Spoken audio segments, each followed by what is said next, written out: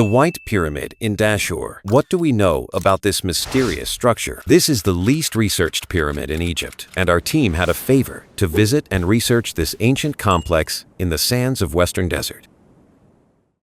Who built the White Pyramid and when? What underground structure does it hide? What was found in the White Pyramid? Did it contain sarcophagus and a mummy? How does this pyramid look inside? In this video, I'm sharing our experience of exploration of the White Pyramid. Its unique experience because no researchers worked on this pyramid since the end of 19th century till us in 2011-2012. We in Osiris project made great report, and now we made this video to tell you how it was. The plan above shows the basic layout of the pyramid complex of Amenemhat II, which appears to encroach on an area of Old Kingdom mastabas. The complex was only partially excavated by Jacques de Morgan in 1894, 1895, and the few brief details we have of the complex were published in 1903. Morgan's publication is unfortunately brief on the architectural details of the complex that he did uncover, though thankfully he did provide some useful drawings. Miroslav Werner would state, in 1894 to 1000, Jacques de Morgan made an archaeological investigation of the ruins, but unfortunately it was hasty and therefore superficial. Fascinated by the wonderful jewelry found in the princesses' tombs, he did not make a careful examination of the mortuary temple, the causeway, or the valley temple. The Osiris project managed to enter into the pyramid substructure in 2011 and 2012. And managed to take some images of the inside of this unusual structure. I am most grateful to the Osiris project for the use of their images. Amenemhat II is believed to be the third king of the 12th dynasty, who reigned around 34 years, almost 4,000 years ago. His chosen location for his complex was at Dahshur, close to the pyramid giants of Sneferu. This map of the Dahshur region shows the location of Amenemhat's complex, highlighted in red. This would appear to be the first pyramid built at Dahshur since the 4th dynasty. The later mud brick pyramids of Amenemhat III and Senusret III can be seen south and north of Amenemhat's. The term White Pyramid comes from the abundance of white limestone chips that litter the site. In the image above, we can just make out the top of the pent roofing beams sticking out of the desert, and to the right, some large limestone blocks that are probably remnants of the pyramid's core framework. The pyramid's substructure is in relatively good condition, though poorly documented by Morgan. Mark Leonard would state, Amenemhat II is one of the most poorly investigated and documented in the long sequence of pyramids. However, thanks to the photographic evidence gathered by Osiris project, who managed to gain access to the burial chamber in 2011 and 2012, we can add a bit more flesh onto the bare bones that Morgan provides in his published work. I am also most grateful to Dieter Arnold, who alerted me to Morgan's field notes and kindly supplied me with Morgan's field sketches. I'm also most grateful to Dominique Herraward for her kind permission to reproduce Morgan's sketches. The site of the White Pyramid had been previously noted by Carl Lepsius. The map above by Lepsius is informative in that several features appear noticeable in his time, such as outlines of causeway and enclosure wall. Excavations on the site would commence on the 10th of December, 1894. Morgan would sink a pit in the center of the main mound of debris. He soon came across carefully fitted blocks of white limestone, horizontally laid and arranged symmetrically. We have Morgan's drawing of the masonry walls, which he uncovered. We see something similar in the framework of large masonry walls that protrude from the mud bricks at the Pyramid of Lahun. Morgan would describe that the base square of the pyramid was divided into 8 angles and partly filled with masonry. However, towards the center, these triangles were devoid of masonry, but filled with sand instead. Morgan suggested that this was to distribute the weight away from the center of the pyramid where the burial chamber lay. The limestone blocks that he uncovered varied from 1 to 1.4 meter in length, 0.85 to 1 meter in thickness, and 1.10 to 1.30 meter in width. He also states that they came from the quarries of Tura, and that many of the blocks contained marks left by the masons. Some of mason marks found on the masonry blocks. No remnants of casing blocks were found to give an indication of the pyramid's angle. though the site has never been adequately cleared. Some clues might yet exist that could help in determining the angle and size of the pyramid, though in the scheme of things it is a relatively small pyramid, possibly only about 50 meters square. In the image above, from Morgan's field notes, we see his sketch of the masonry core construction. The dotted line indicates the roof of the burial chamber. He says, "It is impossible, in the current state of the ruins, to say what were the dimensions of the pyramid, both in height and surface. It was entirely built of fine Tura limestone, and there remained during the excavations only the debris of some of the lower courses. These fine limestone blocks, as shown in the image above, did not make contact with the substructure." Morgan would state, "After removing the last layer of blocks, my workmen encountered sands. Then, in the midst of these fluid materials, the roof of a perfectly built and fitted room." In Morgan's sectional drawing, we see the sand infill that separates the substructure from the superstructure. Morgan states, "After the construction of the burial chamber, the architects filled the entire cavity with fine sand to the level where they intended to place the first course of stones. The burial chamber roof consisted of 6 pairs of pent beams, and each pair was separated by a small distance which was filled with small stones and sealed with plaster." On discovery of the roofing beams, Morgan turned his attention to the north and soon discovered the descending passage which gave him access to the burial chamber. Though Morgan describes the passage as allowing him to examine the interior of the tomb in the smallest details, he has somewhat neglected to place these details in his publication.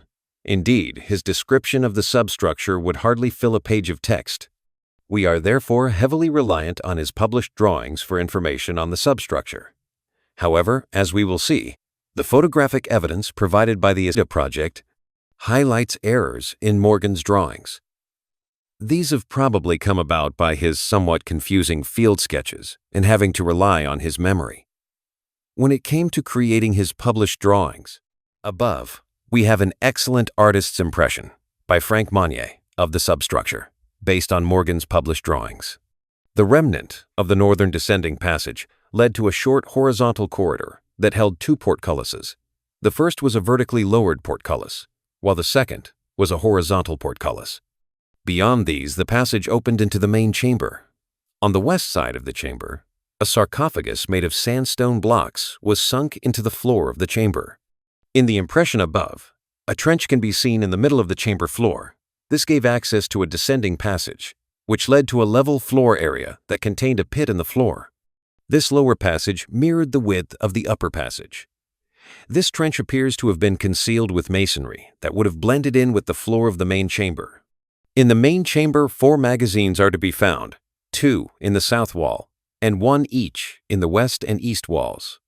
Morgan would state that they were placed symmetrically and separated from the chamber by a thin wall of limestone. In the west end of the north wall, he describes a small hiding place. In Morgan's published drawings above, we have a section and plan of the chamber. His section suggests that the descending passage inclines at a gentle 10 degrees, and above the flat ceiling of the descending passage, a pent roof ceiling has been constructed to relieve weight from above. He states, "The corridor measures inside 1.2, 2 meter wide by 1.3, 3 meter high. It provides the necessary space for the passage of the wooden coffin, which contained the mummy." Above, we have Morgan's published drawing and his field sketch of the descending passage.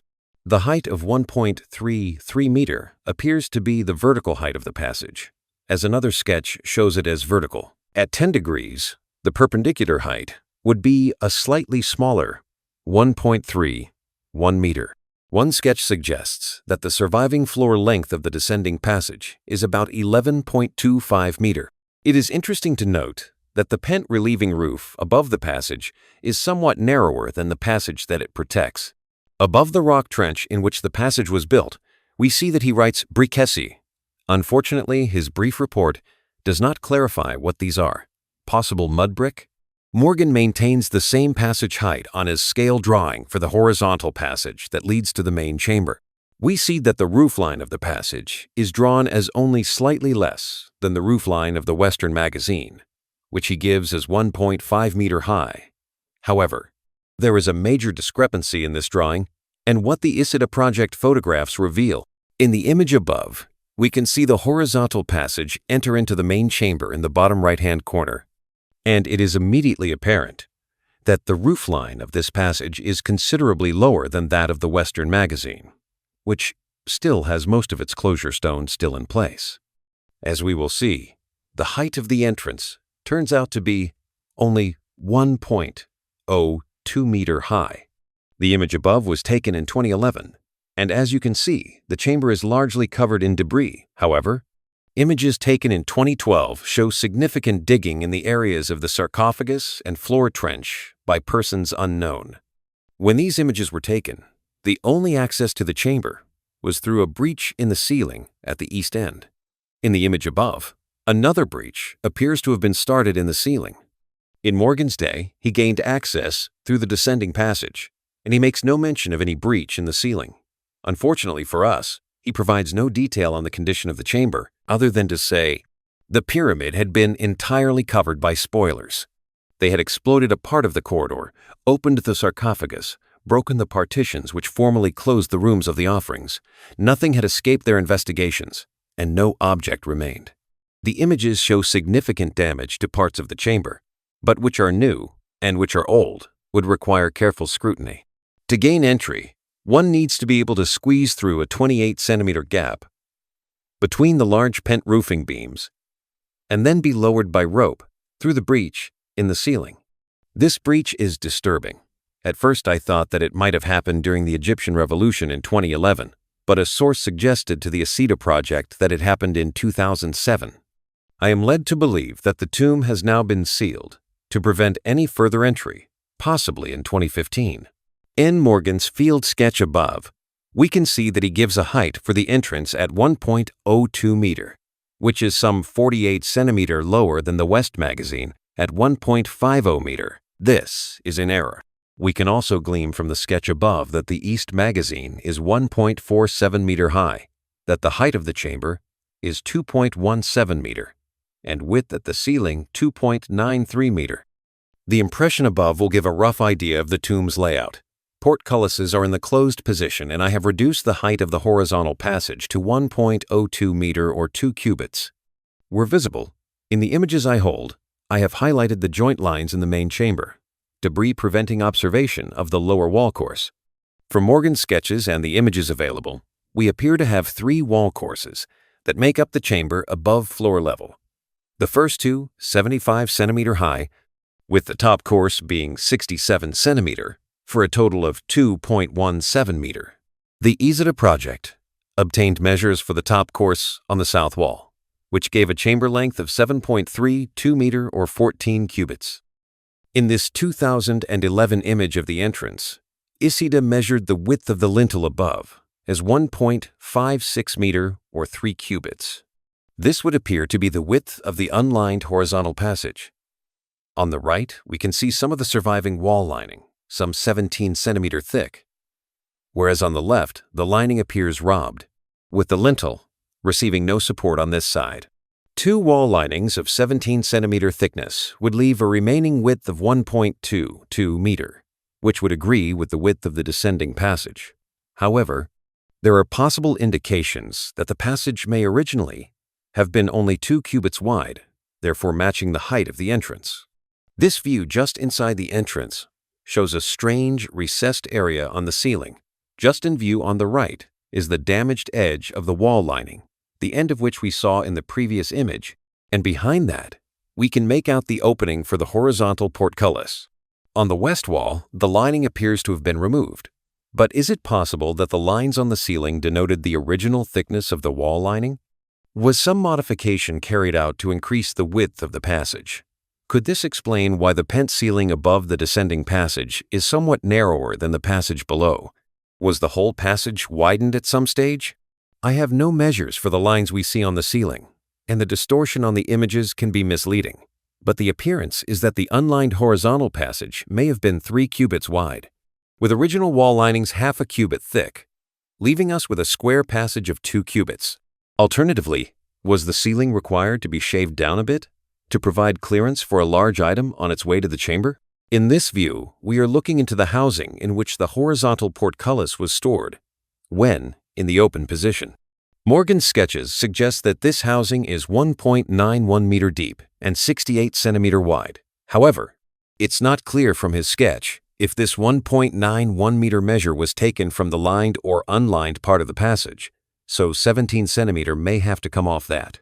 As to the nature of the portcullises, Morgan has only this to say: 2 granite portcullises once closed the access gallery, and from the first of these portcullises the pavement of the corridor became horizontal. Nothing else is said. He fails to even indicate that he found fragments of the portcullises. The reader is left to accept his view in good faith. But equally, is this just a reconstruction? And that this is what he believed? On the floor of the horizontal portcullis housing are 2 recessed grooves. These may have held 2 runners that raised the portcullis a slight way of the floor. These would reduce the friction surface area and allow levers to access under the portcullis. The lower front edge of the portcullis may have been cut in a certain way to initially help in withdrawing the portcullis out of its. Repeated operations with levers would gradually walk the portcullis across the passage floor and fit it into a recess in the west wall, which would be created by the now missing wall lining. These raised runners could also work as an added security feature, for as the end of the portcullis came off them and lay flat on the floor, future robbers would soon encounter a problem if they merely thought that all they had to do was lever the portcullis back into its housing, as the raised projections would prevent it. Moreover, even if they knew of these runners, it would be somewhat difficult to get levers near the rear of the block to lever it up. With wall linings in place, the passage width would be 1.22 meter, the housing at 1.91 meter deep if taken from the unlined edge, could mean that the portcullis could be 2.08 meter long. With the portcullis closed, some 69 centimeter will be left hid behind the east wall. Another possible security feature is the presence of a small lintel found to span the roof of the portcullis housing. They could have designed the portcullis such that it could only be opened or closed if perfectly level. Robbers who may have not known of this feature and just tried to lever one end while pushing back the portcullis at an angle would hit this lintel and scupper their plans. The following images will hopefully provide a clearer picture. In this image, we can make out the small lintel that spans the 68 centimeter wide portcullis housing. The distance from the housing ceiling to the passage ceiling, according to Morgan's sketches, is about 49 centimeter. The lintel appears to be half this distance and could be a half cubit wide and high, so hardly an imposing beam that could support a lot. Dressing marks can be seen left on the stone by the ceiling, and the ceiling line that we saw on the ceiling south of the housing appears to carry onwards on the ceiling stone north of the housing. It's hard to define if the line is visible on the east side, but there appears to be traces of white plaster adhering to the ceiling. There also appears to be a well-defined area of dressing under the lintel. In this view, looking up into the housing, we can compare its positioning with the surviving wall lining and the ceiling line. Here it appears to align with the ceiling line, whereas the surviving wall lining appears to align with the dressed area under the lintel. It is quite difficult to determine the masonry makeup in this area from a few images and how it all knits together, though this small lintel appears somewhat superfluous. The above is one possibility, which might explain the features we see. However, it can only be tentative. The whole area requires clearance and more detailed scrutiny. Morgan's questionable measures and drawings allow several permutations. We have Morgan's published drawing, showing his section of the horizontal portcullis housing. I have annotated his drawing with measures that are a mix taken from his scale drawings and his field sketches. In this drawing, he maintains the error of the passage height as 1.33 meter, which we see on his other section drawing. In Morgan's section above, we cannot know how much artistic license he used in drawing the masonry. But it is interesting to see the drawing of thin wall lining on the west wall. Maybe more existed in his day that was subsequently robbed, though in one of his sketches he has the chamber entrance as 1.39 meter wide.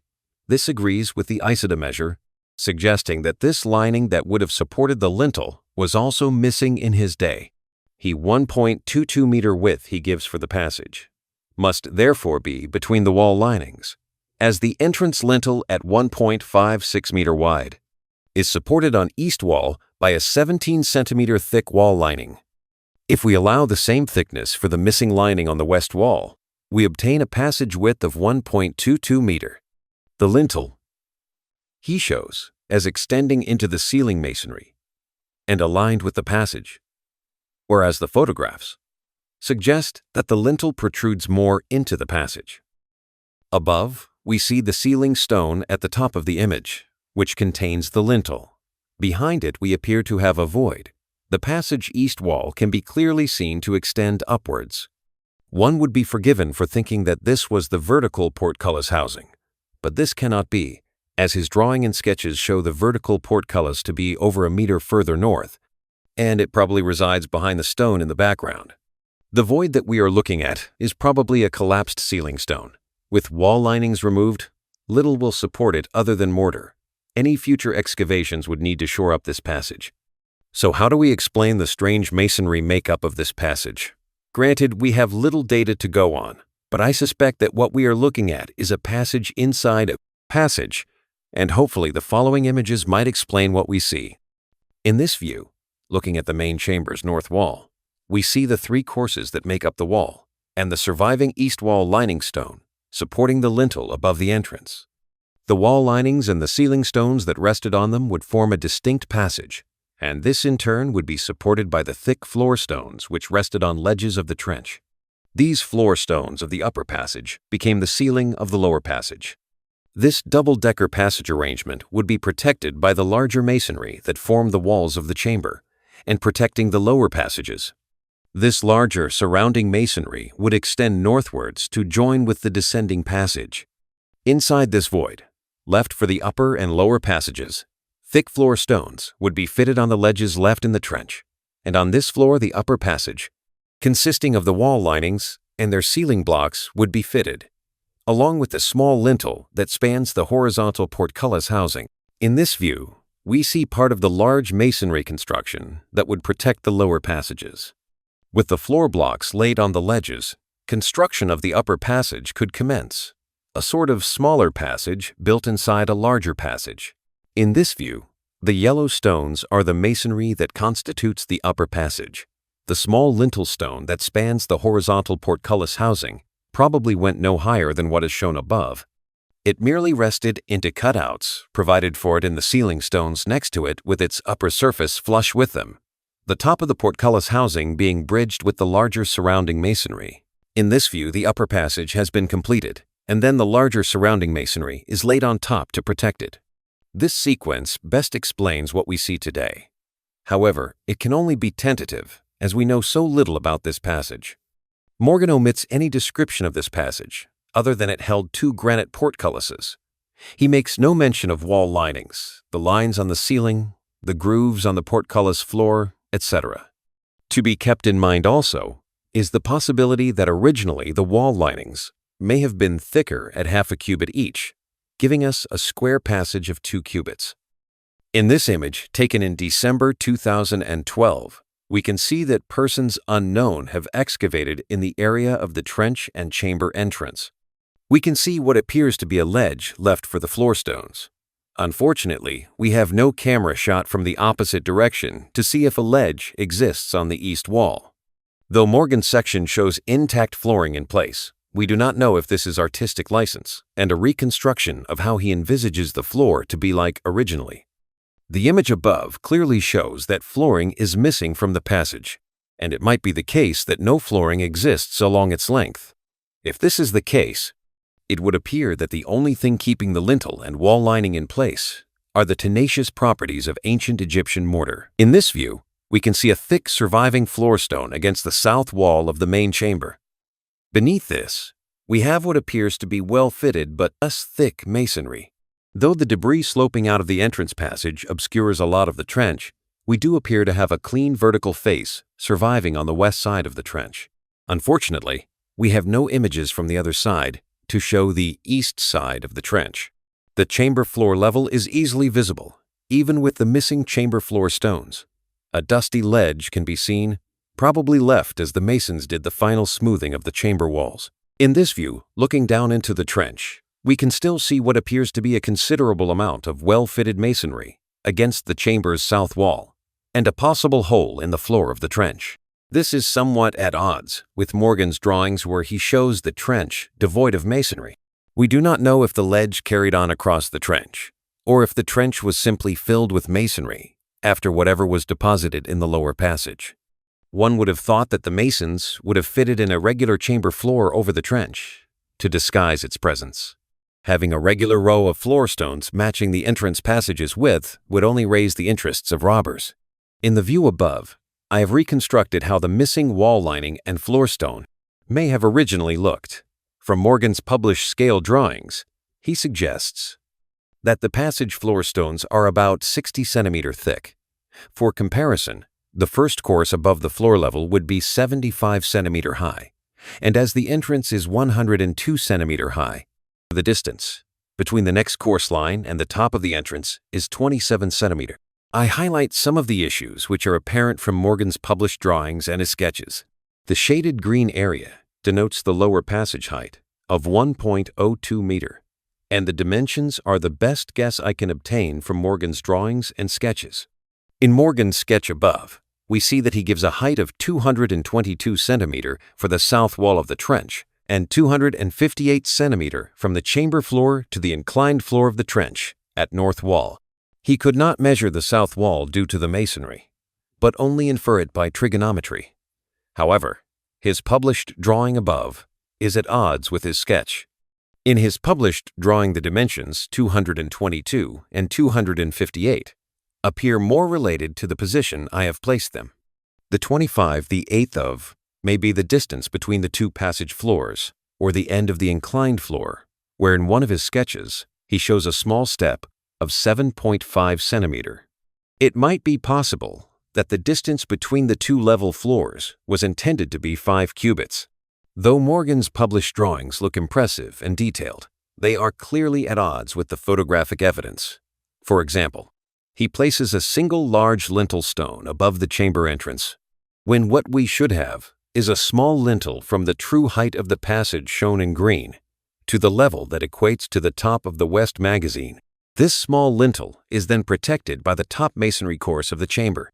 He has drawn diorite supports partly embedded in the walls. These, he informs us, are to provide further support to the passage floor under the portculises, though he only draws them under the vertical portcullis. Further anomalies are to be found in his sketch of the lower passage overleaf. For example, he appears to draw a niche in the east wall of the lower passage, see red arrow, which he does not mention in his text, where he only mentions the square pit in the floor. This small niche seems clear in his drawing, where he gives it as 38 wide, 55 deep, and a height of 70, with the niche being 47 from the north wall. It is hard to determine what he is implying from this sketch, and one wonders if it has any relation to his plan, where he draws a recess next to the outline of the pit. In this plan, he shows the recess for the horizontal portcullis, and we might think the smaller recess is to denote the vertical portcullis housing, though at 55 deep, it would extend beyond the wall linings, and we appear to have no counterpart recess on the opposing wall, which we might expect. Only further excavation can clarify what Morgan shows on his sketches. Above, we have Morgan's sketch of the upper and lower passages. The questionable niche is highlighted by the red arrow. It is noticeable that Morgan provides no solid line for the upper passage floor, just a dashed line. This might suggest that the floor was missing in his time. This could explain why he got the horizontal passage height so wrong, for if the floor had been fitted, he could hardly fail to notice the difference in height, being bent over in a passage barely a meter high. If there is no flooring present under the debris we see today, then it might be the case that Morgan merely assumed that it mirrored the height of the descending passage at 1.33 meter, and therefore leading to the errors we see in his drawings. Another issue we have is the measure 94 centimeter to the diorite supports from the end of the descending passage. This too is clearly at odds with his published drawings, and likewise, the 177 seems too little for the head height of the lower passage. It could be that the 94 is to the bottom of the diorite supports, where his picture suggests that the supports are about 35 high, and as the same drawing suggests about 60 for floor thickness, the two measures could account for the 94. Similarly, if we add the 35 to the 177, we get a head height of 212 for the lower passage. If this be the correct interpretation, then the distance between passage floors would be 271. This would appear to be too large, as his scale drawing seems to be a closer match to his dimension of 258. If the 258 was to the end of the inclined lower passage, and we add the 7.5 of the steps, we obtain 265.5. Given building tolerances and the small-scale drawings which he provides, it's probably the best that can be hoped for. On his sketch, he shows the width of the horizontal portcullis housing as 68. No measure is given for the vertical portcullis housing, but his scale drawing suggests that they are the same. The 54 might relate to possible portcullis thickness, maybe witness marks such as mortar traces, provided this dimension perhaps. It is difficult to reconcile his roof measures for the upper passage and how the 68 fits in, but clearly the 162 is the combination of 108 and 54.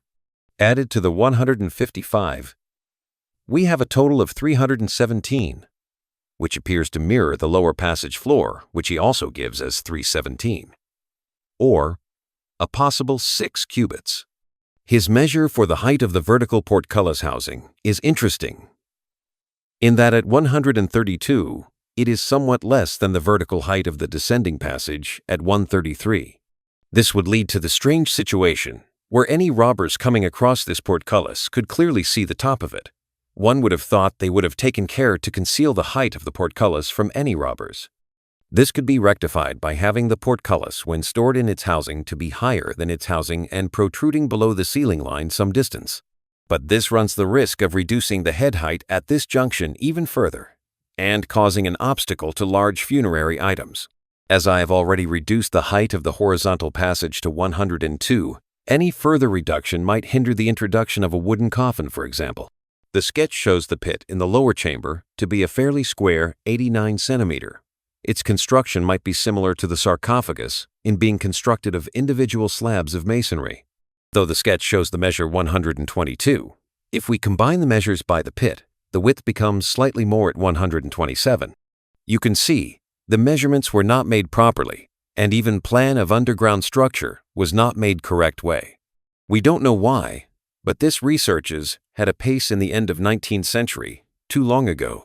Okay, here I should interrupt my story. It's already too long, and I still have a lot of information about what was found in the pyramid, about a mummy and sarcophagus, about other structures in the White Pyramid complex. So, watch please the second part of this story on our channel.